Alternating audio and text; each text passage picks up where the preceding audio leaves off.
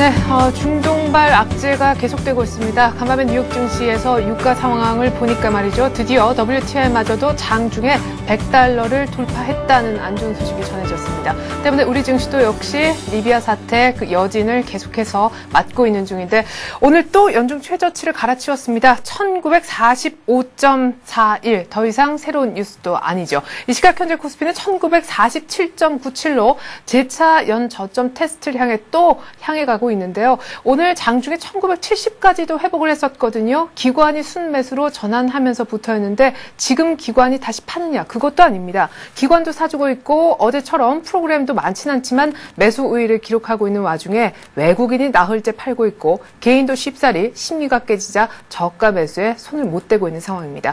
다행히 건설주, 항공주는 좀 반등한 듯 싶은데 오후장 들어 화학주 중심으로 급격하게 폭락하는 장이 나오고 있습니다. 여러분들의 화학주, 정유주는 괜찮으신지요? 스피드 종목 상담 코너 안내 먼저 드리겠습니다. 013-3366-0110번 무료 문자 보내주시면 저희가 전문가로부터 상담해드리는 코너를 진행을 하고 있고요. 더 빨리 오늘 꼭 상담을 원하시는 분은 또 다른 루트가 있습니다. 센플러스 홈페이지에 들어오셔서 와글와글 게시판에 상담 요청 글 남겨주시는 건데요. 이쪽이 더 빠르니까 와글와글 게시판을 더 많이 활용해 주시면 좋을 것 같습니다.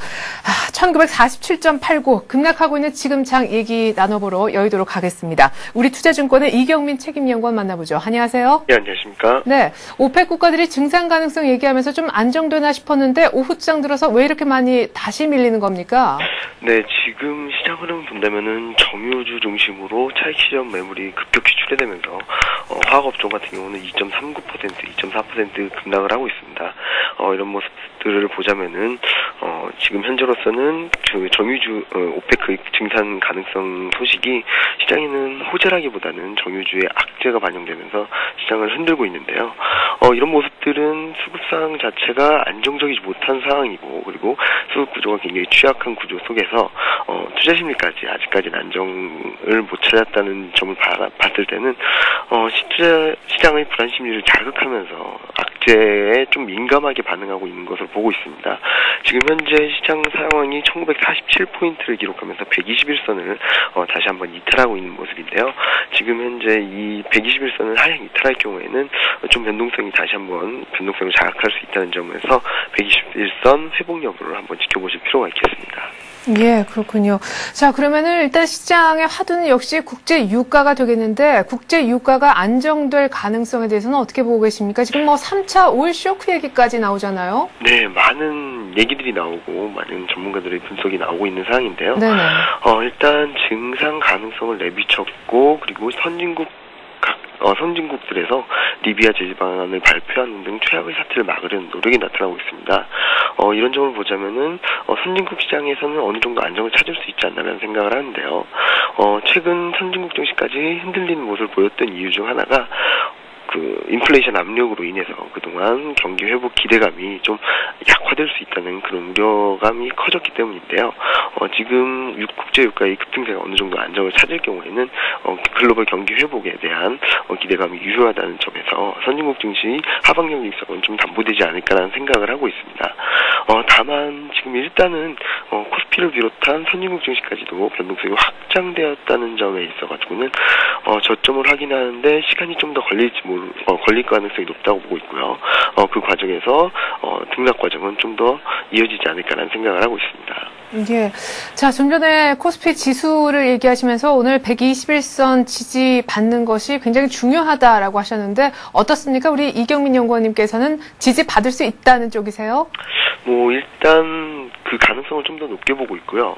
인플레이션 우려감이 잦아들 경우 경기 회복 우려감도 완화될 것으로 보고 있기 때문이고 그리고 이와 함께 국내 경기 선행 지수가 상반기 중에는 전환할 것으로 예상되고 있기 때문에 121선을 크게 하향 이탈하면서 급락세를 보이기는 좀 어렵지 않나라는 생각을 하고 있습니다.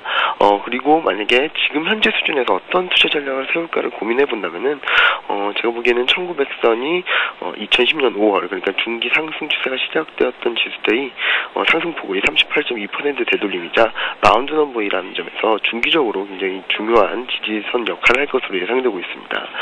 이 경우 1990선 수준을 보고 추격 매도를 한다거나 비중을 줄이기보다는 지금 현재 수준에서는 비중을 점진적으로 늘려야 할 때가 아닌가라는 생각을 하고 있습니다.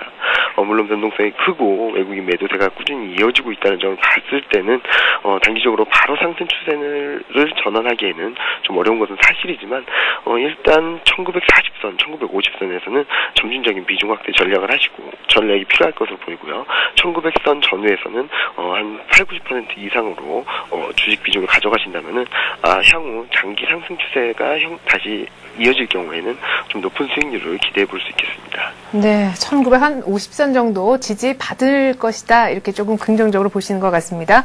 비중 확대 얘기하셨고 우리 투자증권의 이경민 연구원과 함께 얘기 나눠봤습니다. 고맙습니다. 네, 감사합니다.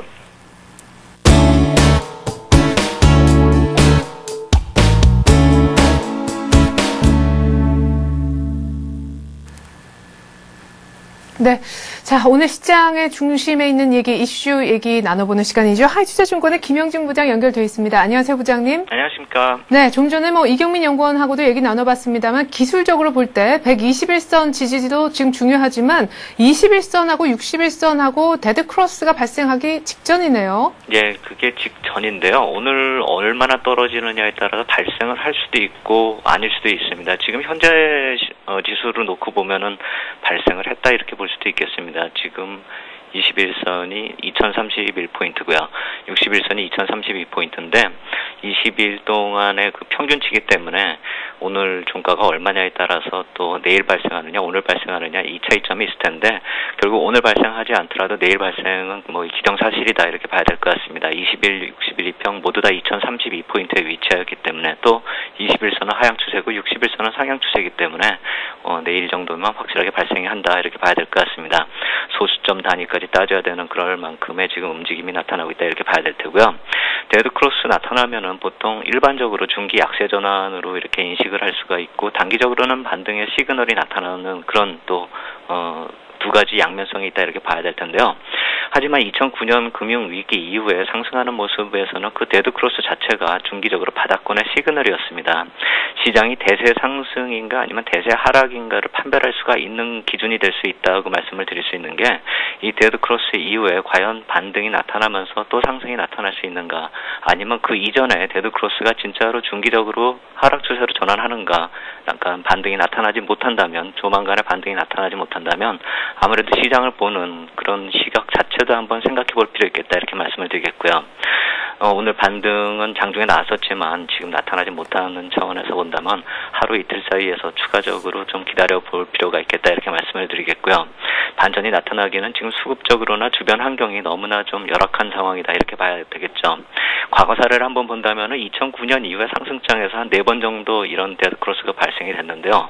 2009년 3월하고 11월, 2010년 2월하고 5월, 또 2009년이 발생했을 때는 그 2008년 이후에 급등락을 하면서 첫 번째 3월에 발생이 됐기 때문에 그것을 좀 의미가 있겠다 이렇게 볼 수는 없겠습니다. 그 당시엔 지수가 1000포인트대 전후였습니다.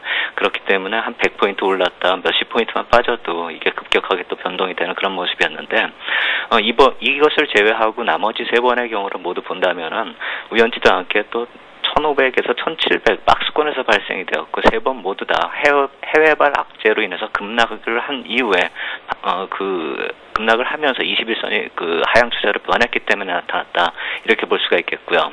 그 당시에 재료들이 또 해외발 재료들이 두바이나 유로존의 문제 다 이런 재정 문제 등이 또 급락의 요인을 만들었었다는 그런 공통점들이 있기 때문에 지금 상황하고는 약간의 좀 차이점이 있었다. 하지만 공통점은 이번에도 마찬가지로 해외발 요인이 급락을 만드는 모습이다 이렇게 볼 수 있겠습니다. 네. 자, 그러면 일단 오늘, 내일 나타날 어떤 20일, 61선의 데드크로스 모양이 앞서 한 3-4번 정도 있었다라는 얘기를 굉장히 구체적으로 해주셨는데, 자, 그러면 이것이, 많이 빠졌기 때문에 기술적으로 이제 반등의 신호인지 아니면 그대로 그냥 추세가 또 바뀌어버리는지 굉장히 애매한 자리라는 얘기시잖아요. 과거에는 어땠습니까? 그 데드크로스가 발생한 이후에 말이죠. 예, 그걸 한번 살펴보겠습니다. 한번 표를 보면서 살펴보겠는데요. 2009년 11월 이후에 이 발생이 된 그 데드크로스의 경우에는 그 직전 고점이 1718포인트였습니다. 거기서 1549포인트까지 빠지면서 거의 10% 정도 빠졌었죠.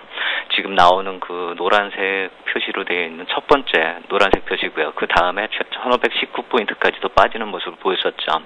이 당시에 20일 일격도가 한 95% 정도 됐었고요. 그 다음에 이제 두 번째 노란색 선으로 나타나 있는 그 데드크로스에서는 2010년 2월인데요. 그 직전 고점은 1722포인트였고요. 데드크로스 발생 때는 1552포인트였기 때문에 마찬가지로 한 9.8% 정도 빠졌고, 이때는 이격도가 96% 정도 기록을 했습니다. 그런 다음에 이제 세 번째 발생된 그 데드크로스에서는 2010년 5월에 발생이 됐는데요. 직전 고점이 1752포인트에서 1560포인트까지 한 10% 정도, 11% 정도 빠지면서 예전보다는 두 번의 경우보다는 좀 많이 빠졌었죠. 그래서 이때는 20일 이격도도 상당히 많이 낮아졌었습니다. 예전에도 한 번 이 이격도를 말씀을 드렸었는데 92%대까지도 낮아지는 그런 모습이 2010년 5월에 나타났었죠. 이번 하락은 저 최고치 지금 빨간 글씨로 나오듯이 2212포인트에서 어제 종가로 놓고 보면 1961포인트인데 한 8% 남짓 빠진 것이죠. 물론 오늘 또 추가적인 하락이 있기 때문에 이제는 뭐 8% 넘게 거의 9% 정도 빠진다 이렇게 봐야 될 테고, 이격도는 어제 기준으로 한 96% 정도를 기록을 하기 때문에 하락률은 뭐 직전 고점 대비 이 하락률 자체는 예전하고 거의 비슷하다 이렇게 볼 수가 있고, 이격도 역시 마찬가지로 한 두 번의 경우하고 거의 비슷하고, 제일 낮았었던 92%대보다는 약간 좀 높지만 이미 이격도 측면에서는 반등 권역에 들어가 있다 이렇게 봐야 될 것 같습니다. 그 이전의 세 번의 경우는 모두 다 데드크로스 발생 이후가 저점을 형성을 하면서 반등을 했었고요. 나머지 세 번째는 오히려 상승 추세를 더 만드는 그런 모습을 보였었죠. 적은 경우에 반등폭이 한 50포인트 됐었고요. 큰 경우는 이제 직전 고점을 뛰어넘어서 상승 추세를 계속 이어 만들었고요. 근데 이때 그 강도가 있어서 어떤 그런 주변 환경이 존재했었는가, 이거를 봐야 될 것 같습니다. 단순히 기술적으로 데드크로스가 났으니까 반등한다 이렇게 볼 수가 없겠고요. 그 세 번의 경우 모두 다가 또 외국인 매수세가 들어왔었다, 이걸 봐야 될 것입니다. 반등의 조건에 또 외국인이 등장할 수밖에 없는 그런 한계성이 있다 이렇게 봐야 될 텐데요. 그게 뭐 우리 시장에서는 어쩔 수 없는 그 배경이다 이렇게 볼 수밖에 없겠고요.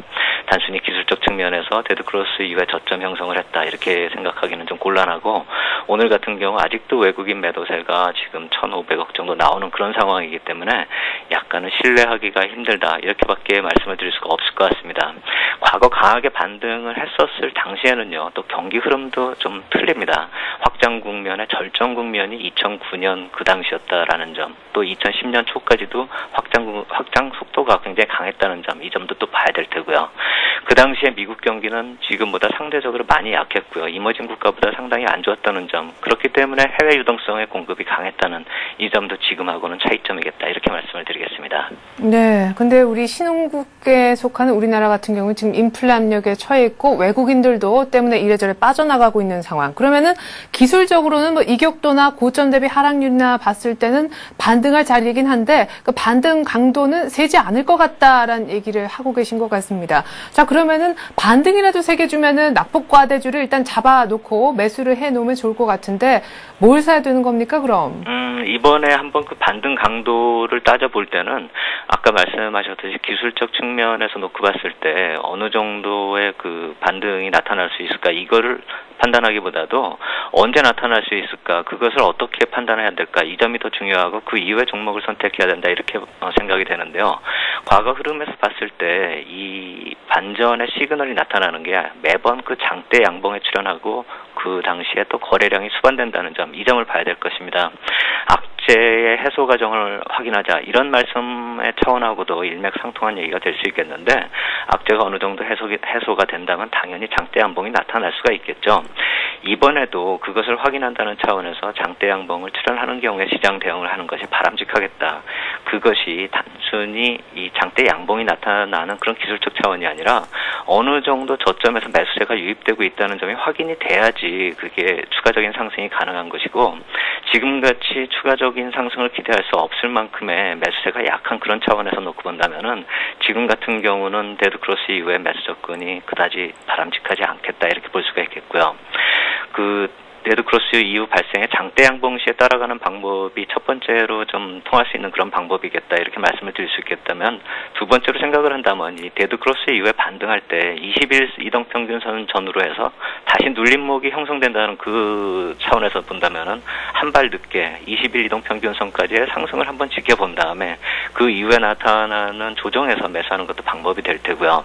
종목을 말씀을 드린다면 아마도 그것은 어제 말씀드린 그런 중장기 차원에서의 접근이 아니라 단기 차원의 접근이 필요하기 때문에 기존 포트폴리오를 구축했다라고 한다면 이런 데드크로스 이후에 나타나는 그 반등에서는 단기 낙폭과대 업종이 좀 유효하겠다 이렇게 말씀을 드리겠습니다. 예, 얘기 잘 들었습니다. 언제쯤 반등이 나타날는지 그 신호를 포착하는 방법에 대해서 또 크게 한 2가지 정도 얘기 들어본 것 같네요. 하이투자증권의 김영진 부장과 이슈 얘기 나눠봤습니다. 고맙습니다. 감사합니다.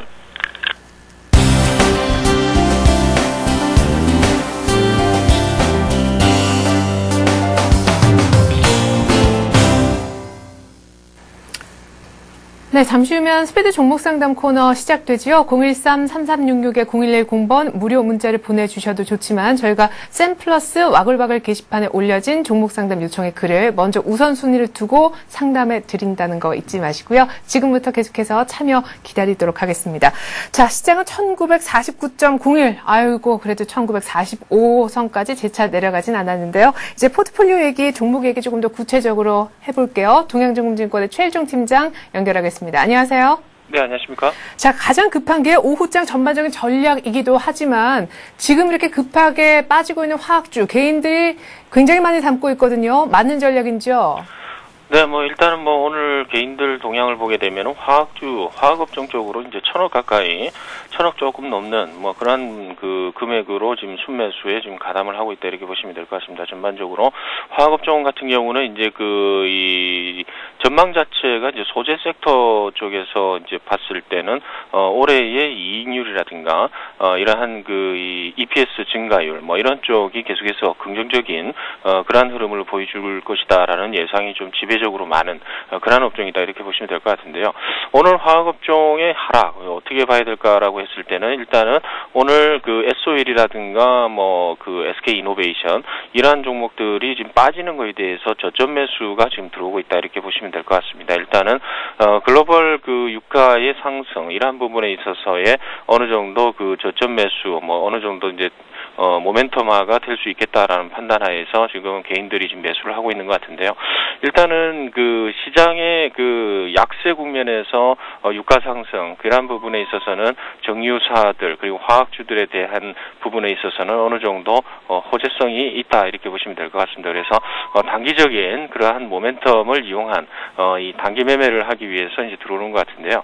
일단은 큰 틀에서 보게 되면은 그렇게 크게 부담은 없지 않겠느냐 이렇게 판단을 해보도록 하겠습니다. 예, 그렇군요. 자, 그러면 전반적인 마감 전략도 좀 짧게 부탁드리겠습니다. 일단 지수가 1950선 지켜야 좀 어느 정도 그 바닥을 보고 들어가야 된다 이런 얘기들이 굉장히 많았었는데요.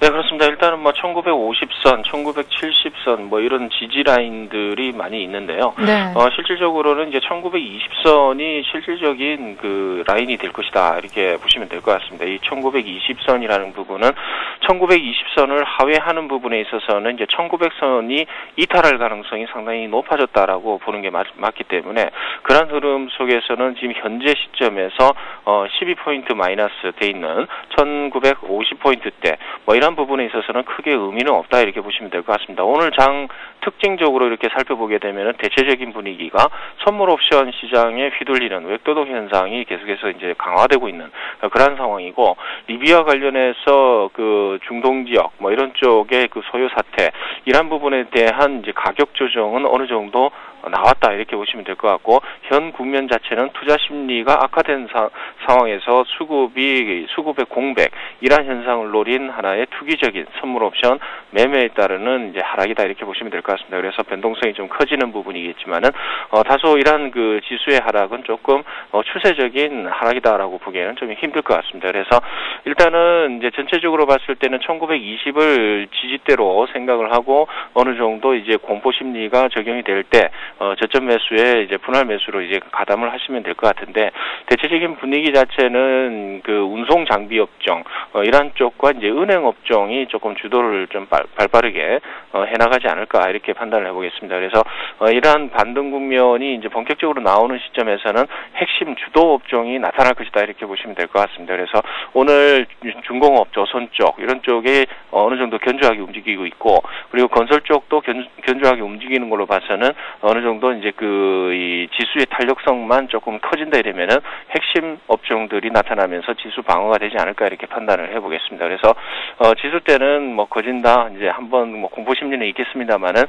거진다 이제 빠진 거 아니냐, 뭐 지금 현 시점은 정체된 상황이다 이렇게 보시면 될 것 같고, 중기적인 입장에서 분할 매수 뭐 이러한 부분도 충분히 가능하다 이렇게 보시면 될 것 같습니다. 네, 역시 조선중공업 쪽 그리고 금융 쪽 은행주들 굉장히 좋게 중기적으로 보고 계시는 것 같네요. 이제는 어제 이제 포트폴리오 개념으로 다시 이제 접근하기 시작한 또 거기 편입된 종목들 의견 들어보도록 하겠습니다. 어제 두 종목 있었었는데요. 먼저 화면 함께 보시죠.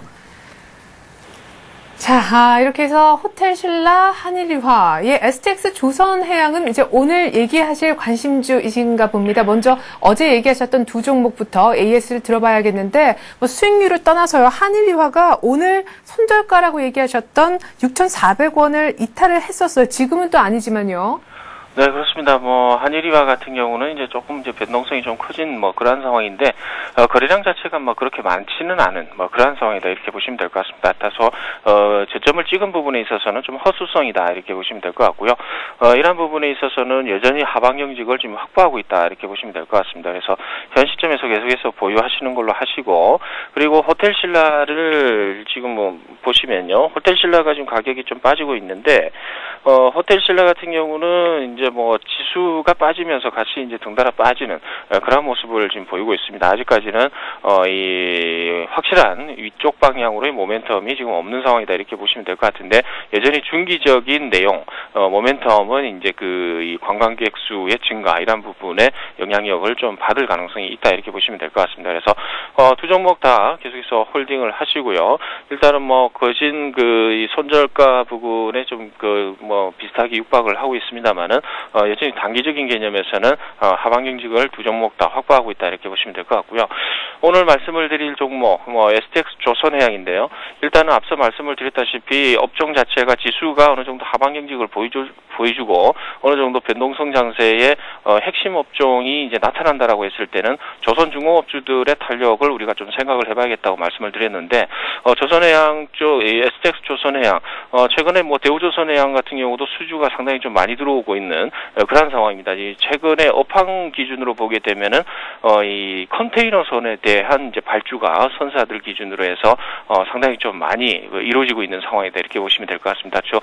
조선중공업주, 그러니까 이 컨테이너선 배를 갖다 한 척을 만들 때는 보통 한 2년 정도가 소요가 된다라고 봤을 때, 선주들의 입장에서는 2년 뒤에 배를 사용할 시점에서의 경기 이런 부분을 따져봐야 된다 이렇게 보시면 될 것 같습니다. 그래서 현 시점에서 배가 필요하다라는 부분은 향후 1년 내지 2년 뒤에는 이 상당히 글로벌 경기가 좋아질 것이다 이렇게 보는 게 맞다 이렇게 보시면 되겠죠.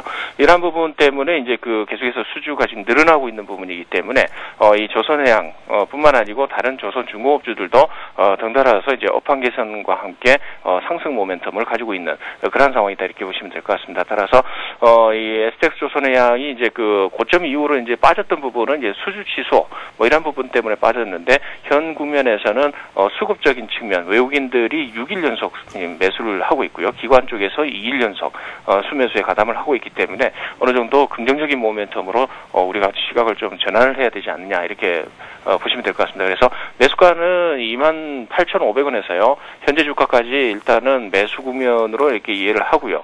목표가는 단기적으로 보겠습니다. 31,500원 정도 수준에서 이제 32,000원 정도, 그 정도 수준이 이제 1차적으로 단기로 올 수 있는 가격이다 이렇게 보시면 될 것 같고, 손절 라인은 이제 단기적으로 28,000원 정도 수준이 되겠습니다. 이제 비중 자체는 한 10% 정도로 유지를 하면서 전체적으로 전일에 이어서 한 60%의 주식을 좀 담아가는 그런 전략을 가지고 가겠습니다. 네, 자, 앞서서 봤었던 호텔신라 그리고 그리고 한일이와 마찬가지로 STS 조선해양도 짧은 호흡 얘기를 하고 계십니다. 손절가도 28,000원 굉장히 짧고 목표가도 그리 높지 않네요. 발빠른 매매하십시오. 동현종금증권의 최일정 팀장 포트폴리오 한번 봤습니다. 고맙습니다. 감사합니다.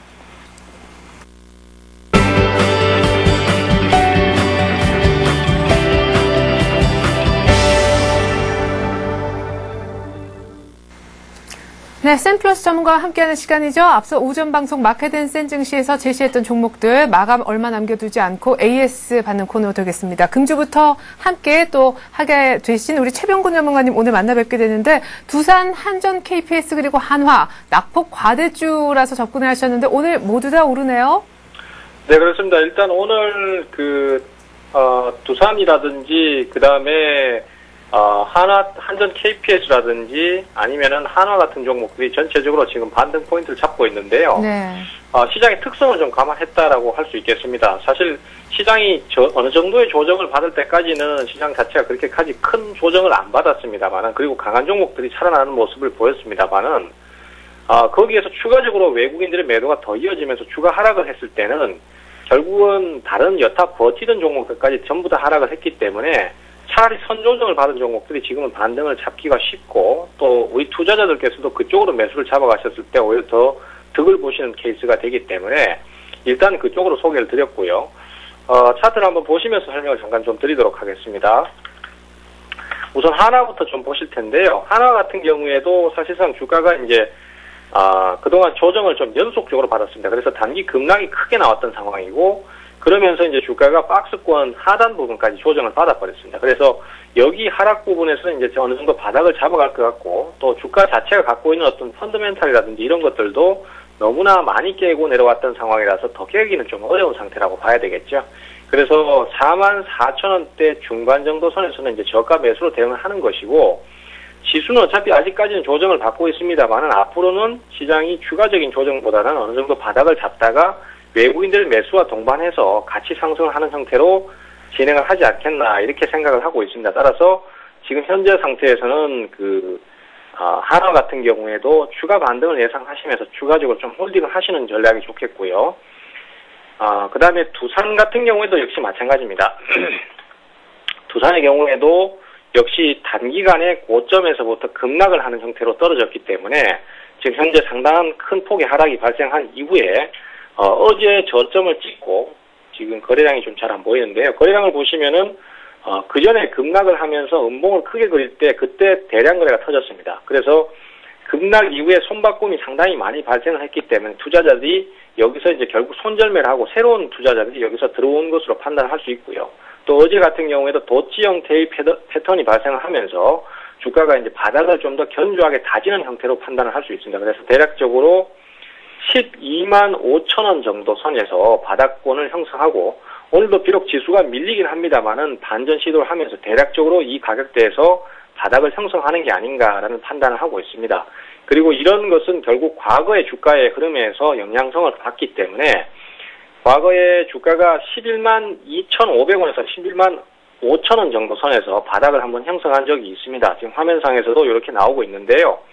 요 가격을 깨고 내려가면은 그때는 뭐 주가가 일단 더 부러지는 걸로 판단해서 대응을 하시면 되겠지만은 지금은 그 가격이 깨질 때까지는 조금 유도리를 줘서 그대로 보유를 좀 하셔도 된다라고 판단이 됩니다. 따라서 지금 현 상태에서는 요 종목 같은 경우는 이 상태에서 매수나 아니면 조금 더 반등을 노리시는 형태로 가시는 전략이 좋겠고요. 한전 KPS 같은 경우에도 역시 마찬가지 케이스입니다. 한전 KPS는 대신에 그동안 소외를 많이 받았던과 동시에 또 오늘 최근에 주가 상승이 나오고 있는 원자력이라든지 아니면 풍력이라든지 또 자전거 관련주처럼 유가 상승에 따라서 수혜를 받을 수 있는 업종군들이 지금 많이 반등 포인트를 잡아주고 있는데요.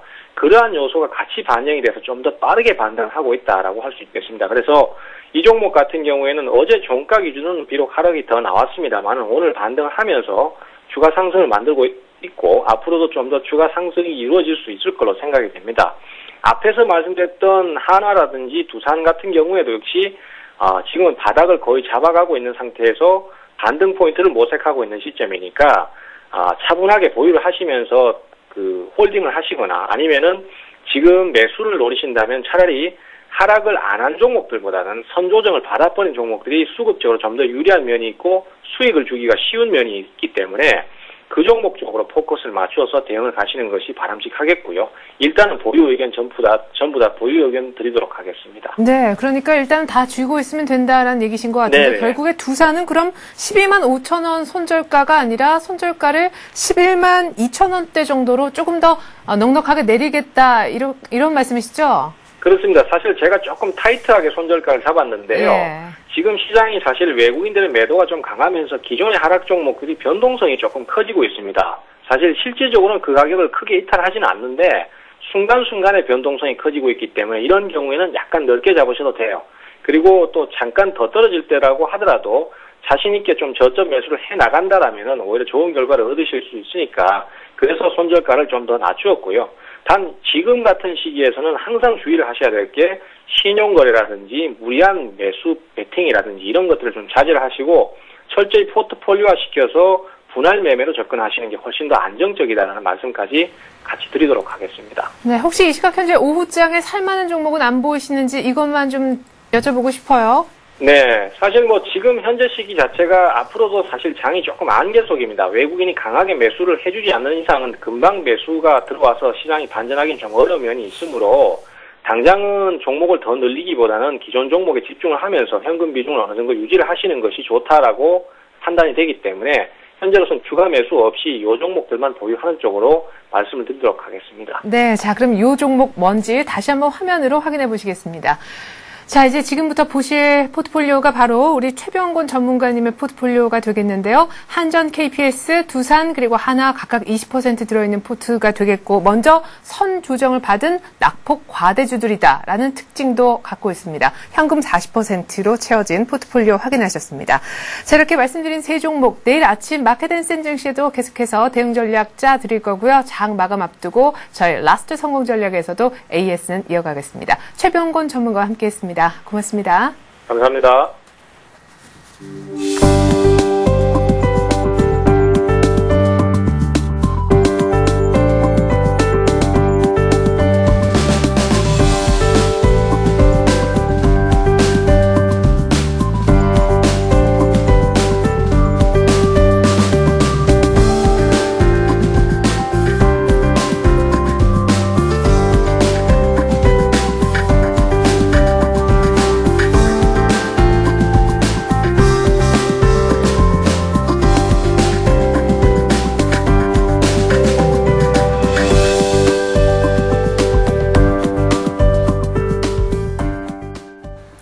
네, 2시 32분 막 지나고 있네요. 지금부터 종목 상담 들어가도록 하겠습니다. 013-3366-0110번 무료 문자를 보내주셔도 상담 받으실 수 있지만요.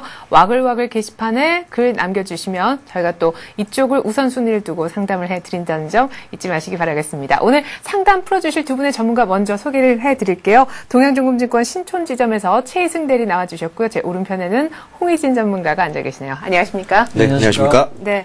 자, 코스피는 1952.15 많이 못 올라왔습니다. 오늘 장중 저점은 1945포인트 정도인데 지금부터 와글와글 게시판 좀 보면서 저희가 하나하나 상담을 시작하도록 할게요. 먼저 하이닉스에 대해서 물어보신 분이 계십니다. 그래요. 이 상담 요청 왜 안 들어오나 했습니다. RLFFKD LA6 쓰시는 분 하이닉스 29,000원에 20% 정도 샀는데 계속 떨어지니까 어떻게 해야 될지 모르겠다고 하셨습니다. 하이닉스가 27,000원대가 지금 완전히 깨졌다라는 느낌이거든요. 왜 이렇게 하이닉스가 매도세를 맞는 건지 일단 급락 원인부터 좀 짚어주세요. 네, 그렇습니다. 뭐 전 세계 지금 인플레이션 우려뿐만 아니라 이제 경기가 다시 한번 좀 회복세가 좀 둔화되지 않을까라는 그런 우려 때문에 전체적으로 이제 글로벌 PC 시장의 수요 감소 이런 부분들이 이제 그 DDR3를 생산하고 있는 이 동사에 좋지 않은 그런 영향이 좀 미치고 있는 것 같습니다. 뭐 하지만 어디까지나 뭐 그런 예측적인 부분이 있지만 지금 하이닉스 같은 경우에는 올해도 신규 투자 설비나 이런 부분에서 투자를 큰 폭으로 6천억 이상 늘리면서 지금 계속해서 좀 앞으로 성장세는 이어간다고 판단이 되고요. 그런 부분 이제 내용적인 측면을 설명을 드렸고 자, 차트를 보시면서 최근의 흐름을 한번 살펴보도록 하겠습니다. 예. 자, 하이닉스 최근의 흐름을 좀 한번 살펴볼 텐데요. 최근에 이제 2월달 이제 2월달 들어서면서부터 고점 37,700원 2월 7일날 찍은 이후에 지속적으로 이제 하락하는 그런 모습을 보였고 최근에 뭐 외국인들 보유 비중이 뭐 크게 떨어지거나 뭐 기관 쪽에서 크게 낙폭을 과대시킨 그런 측면보다는 일단은 매수 세력이 좀 적지 않았나 싶고요. 예. 그런 부분들은 지금 아래 살펴보시는 거래량이 좀 전체적으로 좀 줄고 있다라는 그런 점에서 매수의 세력이 좀 감해지면서 적은 매도세로도 이렇게 좀 주가가 크게 빠지는 그런 모습을 보였습니다. 하지만 오늘 같은 경우에는 뭐 61선 부근에서 지금 매수 매도 공방이 좀 상당히 치열한 모습인데 일단 61선 그렇습니다. 26,306원인데요. 정확하게 61선 부근에서는 지금 다시 한번 좀 매수를 하려는 그런 움직임이 좀 조금씩은 나타나고 있기 때문에 일단 뭐 아직까지는 현재 뭐 매수하신 가격이 지금 올려주신 거 보니까 29,000원에 20%. 네네. 비중도 적절하고 매수하신 가격이 좀 다소 높기는 하지만 사실 29,000원 부근이면은 지금 21선에서 아마 지지받고 올라갈 걸로 예상하셔서 매수를 하신 것 같은데. 이때 사실 많은 전문가분들이 하이닉스 이 정도에서 막 그렇죠. 추천도 네. 하셨었어요. 거의 뭐 엄청난 배팅을 하고 레포트들도 그때 당시에만 해도 상당히 뭐 나쁜 레포트들이 안 나오고 네. 뭐 전문가들도 많이 추천을 해서 아마 매수를 하신 것 같습니다. 근데 뭐 예상치 못하게 지금 거래량이 최근에 다시 들면서 61선까지 빠지는 모습인데 오히려 비중을 61선 26,000원 부근까지 내려온다 그러면 비중을 한 10% 더 실으신 다음에 좀 매입 단가를 낮추시는 그런 전략이 필요할 거라고 생각이 되고요. 1차적으로는 그렇습니다. 5일선이 지금 21선 데드크로스에서 좀 떨어지고 있는 그런 시점이기 때문에 약 28,000원 부근 정도가 상당한 좀 저항을 받을 것으로 예상을 합니다. 28,000원 부근에서는 1차적인 차익 실현을 좀 하시기 바라겠습니다. 예. 자, 하이닉스 얘기 들어봤습니다. 지금 걱정된다고 하셨는데 26,000원대 정도에서는 한 10% 정도 더 사서 평균 단가를 낮추자라고 얘기를 했습니다. 그 다음에 이렇게 낮아진 평균 단가에서 볼 앞으로 목표치는 한 28,000원대 정도이지 않겠나 이런 전망 주셨고요. 자, 계속해서 플로라미 76님이 요청하신 종목인 BHI를 한번 볼까요?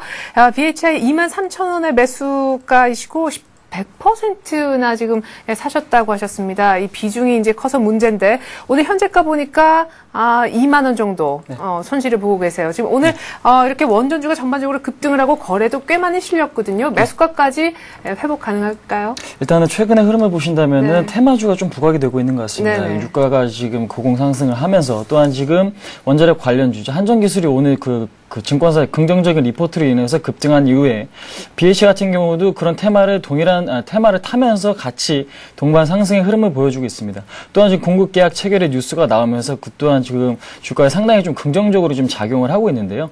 일단은 원자력 부분에 대해서는 시장에서 아직까지도 좀 주목을 하고 있지 못하다는 흐름이 좀 더 강한 것 같습니다.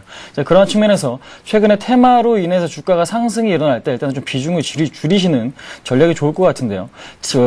차트의 흐름 보시면서 일단은 설명을 해드리도록 하겠습니다. 차트 흐름 보신다면 오늘 같은 경우 지금 고가가 21,500원에 설정이 돼 있는데요. 윗꼬리가 상당히 길면서 그 거래량이 실린 모습은 일단은 그 저항성이 상당히 좀 부담으로 작용을 하고 있다라고 네. 지금 생각이 되고 있습니다. 그렇기 때문에 일단은 비중이 크신 만큼 저는 오늘 종가상 2만 원이 만약에 이탈하게 된다면 일단은 전량이라고 말씀드리기 좀 어려웠지만은요. 한 70% 정도의 비중을 일단은 파시고 나서 흐름을 다시 지켜보시는 전략이 좋을 것 같아요.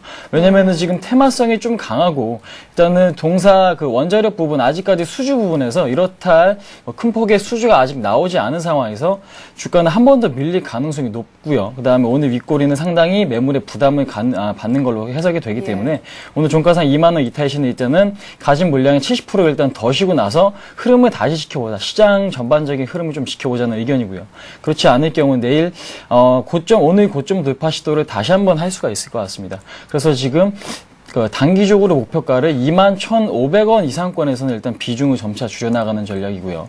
오늘 종가상에 2만 원 회복을 못하고 끝날 시에는 일단은 70% 비중을 줄여주시는 전략이고 최종 손절은 18,000원 정도로 설정을 해드리도록 하겠습니다. 네, 제일 급한 게 오늘 일단 종가 보는 거네요. 오늘 종가상 2만 원 못 지키면은 비중 100%라고 하셨는데 70%는 일단 좀 덜어내자 이런 얘기였습니다. 테마 때문에 바짝 올랐을 때 일단은 좀 물량 정리 얘기를 해주셨습니다. 자, 계속해서 더 리치 99님의 종목인 현대제철로 넘어가 보겠습니다.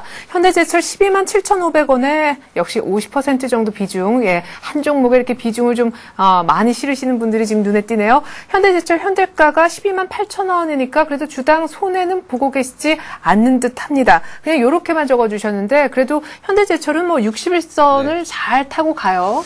네, 그렇습니다. 지금 살펴보니까 현대제철 같은 경우에는 61선에서는 좀 강한 지지가 오늘까지 뭐 크게 추세만 이탈하지 않으면 3일 연속 지금 강하게 지지가 나오는데요. 자, 현대제철 지금 매수하신 가격이 127,500원이면은 지금 현재가가 127,500원에서 8,000원. 이 정도 왔다 갔다 하니까 지금 뭐 매수하신 가격이고 비중이 50%, 상당히 나름대로 좀 많은 비중을 실으신 것 같습니다. 일단 좀 비중 조절이 좀 필요하지 않을까 싶습니다. 일단 뭐 시장 상황을 앞서서 좀 말씀드리지 못했는데 일단 3월 초까지는 좀 어느 정도 기간 조정이 좀 지루하게 좀 일단 어떤 뭐 하반 경직 일단 진정성이 확보가 돼야지만 그 이후로 이제 반등이 가능한 그런 시점이 온다라고 판단을 하기 때문에요. 자, 현대제철 차트를 보시면서 추가적인 설명을 한번 드려보도록 하겠습니다. 자, 지금 최근에도 뭐 모든 종목들이 대부분 비슷한 차트인데요. 2월 초에 고점 찍은 이후에 계속해서 낙폭을 확대시키는 그런 모습을 보여주고 있습니다. 자, 좀 크게 볼 텐데. 자, 최근에 좀 박스권 흐름을 좀 보이던 그런 주가가 다시 한번 박스권 흐름 이후에 강한 양봉을 뚫으면서 다시 한번 이제 레벨업하는 그런 모습을 보였습니다. 하지만 최근 주가가 이제 다시 한번 빠져주면서 다시 그 낙폭을 다시 키우면서 최근에 올랐던 레벨업한 측면을 다시 모두 한번 되돌림하는 그런 현상까지 일어났는데 지금 다행스러운 거는 이제 61선 부분에서는 강하게 반등이 나타난다는 점. 다만 좀 문제는 뭐 거래량이 현저히 줄었다는 점에서 지금 투자 심리는 상당히 좋지 못하다고 판단이 되고요. 따라서 지금 어떤 뭐 세력에 의해서 어떤 이탈하고 빠져나가는 그런 흐름이라기보다는 장의 기간 조정에 의해서 같이 종목 조정도 받고 있다라고 판단이 됩니다. 따라서 일단은 지금 현재 매수가에 왔기 때문에 일단 비중을 좀 절반 정도 좀 줄이시고 61선 지지 오늘 확실하게 좀 한번 끝까지 종가까지 한번 지켜보시기 바라겠고요. 61선이 만약에 이탈된다 그러면 비중을 일단 절반 정도 줄이시는 전략이 맞을 것 같고 일단은 지금 3일 정도 계속해서 지금 옆으로 횡보하는 모습을 보였기 때문에 일단은 뭐 미국 시장 같은 경우에도 이틀 연속 조정을 보였고 시장 전반적으로 보면 오늘 단기적으로 반등이 나올 수 있는 그런 타이밍이기 때문에 내일 단기적으로 좀 반등이 나온다 그러면은 일단은 뭐 재차 한번 상승할 수 있는 그런 모드로 턴어라운드 하는지는 내일까지 한번 좀 지켜봐야 될 것으로 판단이 되고요. 일단 비중 조절 먼저 말씀을 드리도록 하겠습니다. 네, 비중 50%나 갖고 계신 우리 더 리치 구구님 오늘 61선 제가 가격 보니까 12만 한 6천 원 정도 되는 것 같아요. 그거 깨게 되면 비중 한 절반 정도나 역시 덜어내야 된다는 얘기 나왔습니다. 자, 계속해서요. 더 리치 구구님이 이 철강 쪽 섹터에 두 종목을 갖고 계시나 봐요. 현대제철 그리고 하나가 바로 포스코인 것 같은데 포스코도 연이어서 상담해 드리겠습니다. 48만 원에 20% 정도를 갖고 계세요. 그러니까 더 리치님은 반은 현대제철, 나머지 반 중에 20%는 또 포스코를 갖고 계신 것 같은데, 자 포스코하고 현대제철하고는 많이 다릅니다, 그렇죠? 네, 48만 원에 사셨는데 지금 46만 원이에요, 다시. 네. 일단 비중적으로 봤을 때 20%의 비중을 갖고 계신데요. 현재로서는 시장의 안정이 좀 급선무다라고 좀 먼저 말씀드리도록 하겠습니다. 하지만 포스코 같은 경우는 시장 대비 그 흐름은 상당히 견고하기 때문에 일단 너무 큰 걱정을 하지 마시고 기술적 흐름으로 봤을 때 지금 하반 경직이 좀 강력하게 일어나고 있기 때문에요. 제가 지금 차트를 보면서 지금 설명을 해드릴 텐데 차트를 흐름 보시면서 지금 말씀을 드리도록 하겠습니다. 차트를 보신다면은 좀 오랫동안에 지금 바닥권에 머물러 있는 종목입니다. 그동안에 아무래도 성장성 부분과 철강 뭐 가격 문제나 아무래도 수요 문제가 상당히 좀 그 문제가 많이 됐었는데요. 일단 흐름을 보신다면은 주가가 지속적으로 저점을 높이면서 느리지만 좀 반등의 흐름을 나타내고 있다는 부분은 긍정적으로 해석해야 될 부분인 것 같고요. 단기적으로 46만 원의 이탈이 없다면은 주가는 어느 정도 상승 탄력을 남겨두고 있다. 상승할 수 있는 에너지가 남겨져 있다라고 생각을 하시면 될 것 같아요. 큰 흐름으로 보셨을 때 초장기 이평선 241선에 대한 저항을 지속적으로 받고 있는 흐름을 확인하실 수 있을 것 같습니다. 그래서 지금 저항대 241선의 돌파가 아무래도 중장기 지금 역배열 상태에서 정배열로 돌아서는 좀 열세라고 생각을 하시고 대응을 하시면 될 것 같은데 바닥권이 지금 어디서 형성이 되느냐가 그 또한 좀 중요하기 때문에 바닥권에 45만 원에서 46만 원 사이에서 일단은 뭐 하반 경직이 형성이 되고 시장이 조금 더 안정화되는 흐름이 보인다면은 저는 비중을 좀 10% 정도 더 실을 수 있는 그런 종목이라고 보고 있습니다. 그리고 단기적으로 상승 탄력을 한번 노려보실 수 있는 그런 종목이라고 보고 있기 때문에 일단은 지금 조금 더 홀딩 전략을 드리도록 하겠고요. 시장 대비 상당히 괜찮기 때문에 좀 중장기적인 대응이 좀 바람직해 보이는 종목입니다. 예, 그러면 정확히 말씀을 좀 해주세요. 네. 한 가격 어느 때 정도에서 포스코를 더 담고 목표 주가는 어느 정도까지 보시는지요? 예, 지금 제가 아까 241선이 지금 저항대라고 말씀을 드렸습니다. 그 241선이 지속해서 내려오고 있는 모양이고요. 또한 지금 저점도 높아지고 있는 형국이기 때문에 그 부분에서 어느 방향으로 지금 주가가 쪽으로 튈 경우 주가는 한쪽으로 좀 강하게 움직일 가능성이 높거든요. 그렇기 때문에 현재 시장 상황이 좋지 않긴 하지만은 지금 오늘 같은 경우도 시장 대비 좀 상당히 강하기 때문에 저는 한 45만 5천 원 구간에서 좀 지지받을 가능성이 높다. 최근에 기관이나 외국인의 수급을 본다면은 그 정도 선에서 좀 지지받을 가능성이 높다라고 지금 생각이 되고 있기 때문에요. 저점 45만 5천 원만 좀 확실히 지지를 해준다면은 241선에 대한 한 50만 원 정도까지의 목표 가격을 설정하셔도 충분한 종목이라고 보고 있습니다. 네, 포스코 45만 5천 원에 더 사자. 그리고 물론 지지를 받으면요. 한 50만 원 정도 가지 않겠느냐고 얘기를 하세요. 자, 포스코 48만 원을 사서 지금 조금 걱정이 되시겠지만 50만 원까지 한번 기다려 보시기 바라겠습니다. 자, 계속해서 이번엔 SK 이노베이션으로 한번 가볼까요? 블루텐텐이란 닉네임도 역시 낯설지가 않은데 19만 원에 사셨다고 하셨지만 지금 17만 6천 원. 지금 막 3%나 급락하고 있는 모습이 보여지네요. 오늘 또 오펙에서 이렇게 증산 가능성이 오히려 정유주에는 안 좋은 소식이다 이런 분석도 있었는데 일단 이분은 수익권이 아니십니다. 30% 정도 비중이라고 하셨는데요. SK 이노베이션 잘 가더니 2월 들어서 왜 이렇게 됐습니까? 네, 그렇습니다. 지금 지난주에 시황에서 좀 말씀드렸다시피 당분간 석유화학주에 좀 조심해야 되지 않겠냐 이렇게 말씀을 드렸었는데요. 이런 부분들 역시나 민주화 운동 계속해서 좀 확산 조짐을 보여주고 있고 앞으로 이런 부분들이 좀 진정세가 좀 접어들기 전까지는 상당히 좀 상당 기간 이런 유가에 대해서 좀 상승하는 그런 모습 보여줄 가능성이 높습니다. 지금 현재 19만 원에 매수를 하셨고 비중이 30%시면은 나름대로 좀 비중도 있으신 그런 모습인데요. 예. 네, 현재 그 17만 6,500원 현재가를 기록하고 있는데 차트를 한번 보시면서 해당 종목을 한번 살펴보도록 하겠습니다. 방금 전에 말씀드렸던 대로 현대제철과 마찬가지로 61선 지지가 이탈이 되면서 121선까지 지금 하락하는 그런 모습을 보여줬는데 다시 한번 단기적으로 좀 반등, 이틀 정도 양봉을 뜨면서 61선까지 다다랐지만 돌파하지 못하고 다시 한번 121선까지 좀 떨어지는 그런 모습을 보여주고 있습니다. 예. 따라서 지금 현재 수급도 좋지 못하고 업황도 좋지 못하기 때문에 일단은 121선에서 강하게 지지가 나오는 걸 계속해서 좀 확인해야 될 것 같고요. 121선 가격이라면 16만 8,500원 정도 될 것 같습니다. 강하게 리스크 관리 가격, 손절 라인으로 일단 정해보시기 바라겠고, 16만 8,000원이 깨지고 유가가 계속해서 좀 급등한 측면이 있다면 일단은 좀 빠져나오시는 전략이 좋을 것 같고요.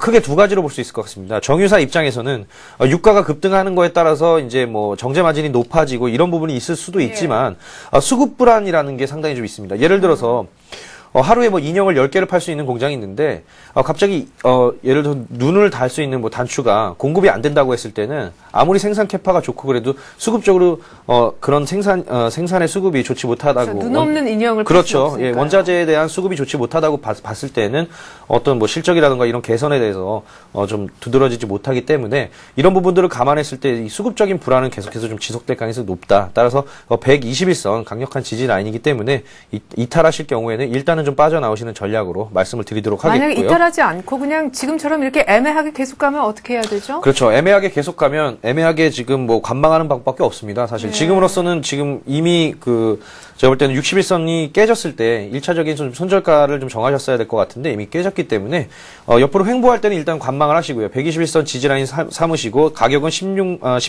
16만 8,500원. 네. 그리고 지금 매수가인 19만 원이 61선과 21선이 좀 약간 수렴하는 그런 구간입니다. 따라서 강력한 좀 매물이 있는 만큼 일단 매수가까지 오면은 일단 1차적으로 좀 빠져나가시는 전략으로 말씀드리겠습니다. 아이고, 블루텐텐님 SK 이노베이션으로 큰 수익은 못 볼 것 같아요. 예, 매수가 오면 일단 빠져나오자 결론은 그거였네요. 자, 그리고 시간 관계상 삼성전기 아주 짧게만 봐드릴게요. 레드박스 1758님의 종목 되겠는데 13만 3천 원의 매수가 40% 정도 들고 계십니다. 근데 삼성전기가 지금 12만 9천 원인데 갈 듯 하더니 지금 13만 원 밑에서 꽉 붙잡혔네요.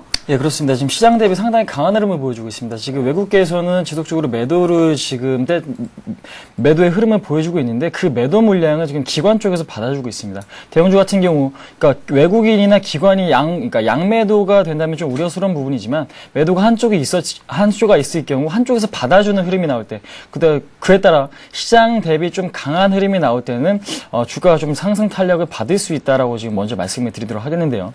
차트 흐름 보시면서 지금 설명을 해드리도록 하겠습니다. 차트 흐름 보신다면은 저점을 높여가면서 지금 시장이 어려운 상황에서도 지속적으로 주가는 양호한 흐름을 보여주고 있습니다. 지금 현재 구간 약보합 상태를 유지하고 있는데요. 일단 최근에 그 LED 부분에서 그 공장 가동률이 좀 증가를 하고 있고요. LED TV 수요가 지속적으로 증가를 하고 있다는 부분이 좀 긍정적으로 작용을 하는 것 같습니다. 그렇기 때문에 기관 쪽에서도 그 매수 유입이 꾸준하게 이루어지는 만큼 일단 현재로서 지금 시장이 어렵고 주가는 손실 구간이지만 저는 아직까지는 조금 너무 일단 포기하기 이른 종목이 아닌가라고 지금 먼저 말씀을 드리도록 하겠습니다. 그렇기 때문에 12만 5천 원이죠. 단기 저점인데 12만 5천 원의 이탈이 있다면은 주가는 상승 탄력을 잃고 추가 하락할 가능성이 매우 높다고 지금 생각이 되기 때문에요. 일단 현재 시점 매도가 손절가 12만 5천 원으로 제시를 해드리도록 하겠고요.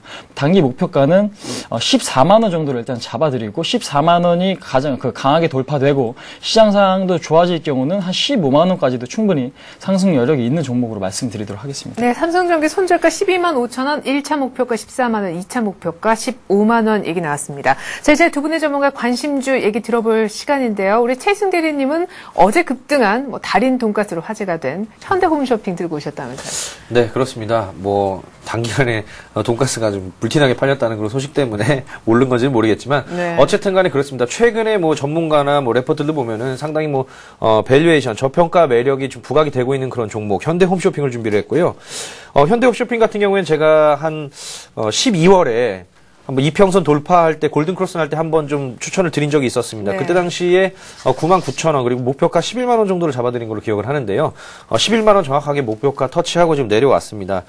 공모가가 9만 원이었던 종목이 기관들의 계속된 매도 때문에 지금까지도 주가가 재평가를 지금 받지 못하고 있는 그런 모습이고요.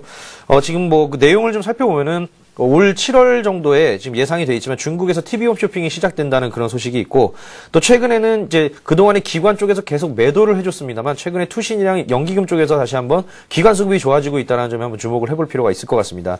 아직까지 거래량이 큰 폭으로 늘면서 매수가 들어오는 건 아니지만 조심스럽게 앞으로의 이제 턴어라운드를 좀 점쳐볼 수가 있을 것 같고요.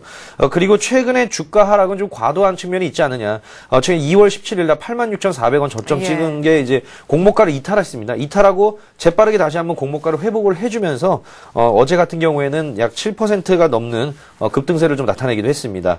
자, 차트를 한번 보시면서 말씀을 드리도록 할 텐데요. 자, 현대홈쇼핑 일봉을 보시게 되면은 공모 상장한 이후에 13만 3,500원 고점 찍고 그 이후에 기관이 검은색 실선 기관이 계속해서 좀 매도를 하는 모습 보였습니다. 하지만 이틀 연속 투신이 매수에 가담을 해줬고 어제 같은 경우에는 기금까지 같이 매수를 해주는 모습 이틀 동안 약 3만 7천 주의 순매수를 보여줬고요. 그동안의 물량을 받은 게 이제 외국인입니다. 외국인들 추가적으로 물량을 터는 모습은 아니고 기관 쪽에서 최근에 다시 한번 수급적인 바닥권에서 다시 올라오는 그런 모습을 보여주고 있기 때문에 이 종목을 갖고 나왔고요. 따라서 매수가는 지금 오늘 위아래로 좀 윗골이 달면서 61선에서 좀 강한 저항에 부딪히는 모습입니다.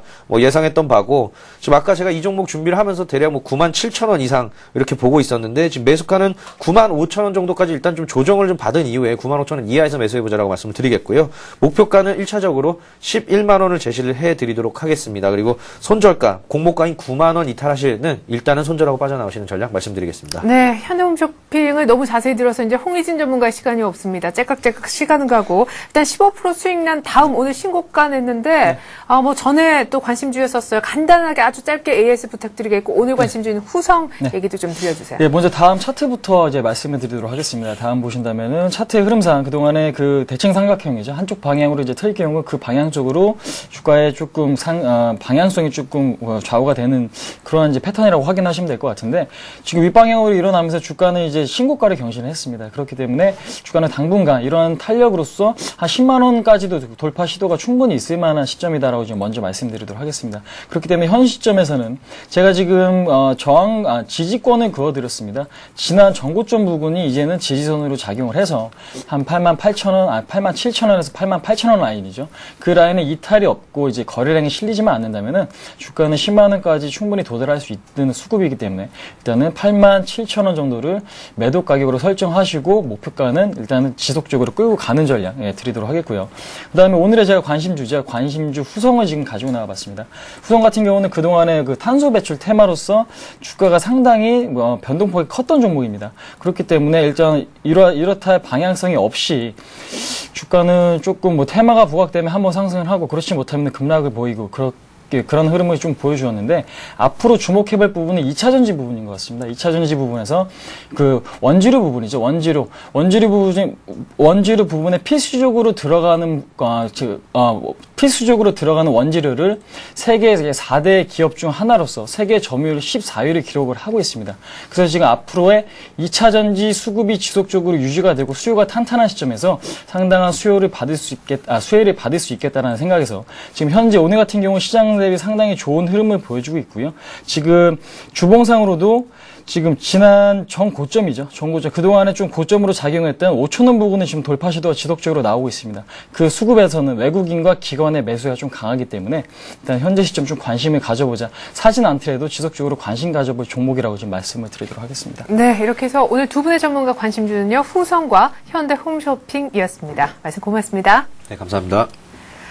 네, 연중 최저치 또 결국 종가상 또 연중 최저치 보게 될 것 같습니다. 1945포인트 밑에서 종가 나올 수도 있을 분위기입니다. 동시효과 들어가는데 전 2부, 그러니까 장 끝나고 다시 돌아오겠습니다. 고맙습니다.